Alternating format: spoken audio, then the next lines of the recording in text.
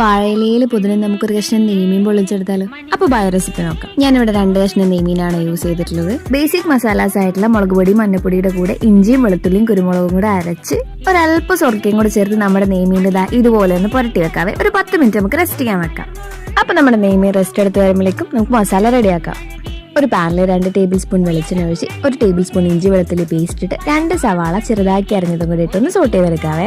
പിന്നെ സോട്ട് ചെയ്യുന്ന സമയത്ത് ആവശ്യത്തിനുള്ള ഉപ്പും കൂടി ഇട്ട് കൊടുക്കണേ. അപ്പൊ നമുക്ക് പെട്ടെന്ന് സോട്ടായി കിട്ടും. സവാള വരേണ്ടതാ ഇങ്ങനെ പിങ്ക് കളറാകുമ്പോൾ ഒരു തക്കാളി അരിഞ്ഞതും കൂടി ഇട്ട് നല്ല രീതിയിലൊന്ന് വഴറ്റിയെടുക്കാം. ഇതിലേക്ക് ഒരു 2 വേപ്പിലയും കൂടി ആഡ് ചെയ്ത് കൊടുക്കാം. ഇനി നമുക്ക് പൊടികൾ ആഡ് ചെയ്യാം. 1 സ്പൂൺ മഞ്ഞപ്പൊടി, 1 സ്പൂൺ കുരുമുളക് പൊടി, 1 സ്പൂൺ മുളക് പൊടി, ഇതെല്ലാം കൂടെ ആഡ് ചെയ്ത് പച്ചമണം മാറുന്നത് വരെ ഒന്ന് വഴറ്റിയെടുത്താൽ നമ്മുടെ മസാല ഇവിടെ റെഡിയായേ. ഇനി റെസ്റ്റ് ചെയ്യാൻ പോയ ഫിഷിനെ ഒന്ന് പൊരിച്ചെടുക്കാം. മസാല ഉണ്ടാക്കാനും അതുപോലെ ഫിഷ് പൊരിക്കാനൊക്കെ വെളിച്ചെണ്ണ തന്നെ യൂസ് ചെയ്യുന്നതാട്ടോ നല്ലത്. വെളിച്ചെണ്ണ ആകുമ്പോൾ ഒരു പ്രത്യേക ടേസ്റ്റ് ആണ്. ഓയിലിനേക്കാളും ടേസ്റ്റ് ഫിഷ് പൊള്ളിച്ചതൊക്കെ ഉണ്ടാക്കുമ്പോൾ നമ്മുടെ വെളിച്ചെണ്ണ തന്നെയാണ്. ഫിഷ് ഇതുപോലെ തിരിച്ചു മറിച്ചു വിട്ട് നല്ല രീതിയിലൊന്ന് മുരിച്ചെടുക്കാം.